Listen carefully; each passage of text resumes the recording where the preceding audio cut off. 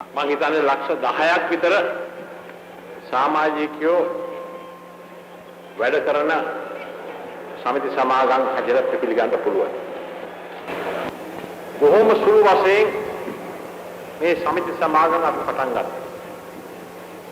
අවුරුදු 21ක් වෙනවා දැන්. 1959 රත්නම ස්පිරිතාලේ ඉදිරියේ පුංචි කඩේක මට මතකයි දැන් මට මල් මාලාවක් දැම්ම සෝමවදී අපේ කාර්යාලය විවෘත කෙරුවා.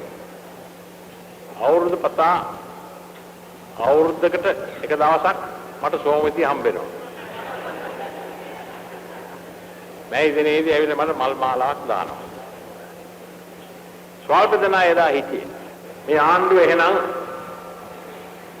ඊට ප්‍රථම කිසිම ආණ්ඩුවකට තිබුණ නැති ගොවිකම් කරු සහෝදරයක් තියෙන ආණ්ඩුවක්.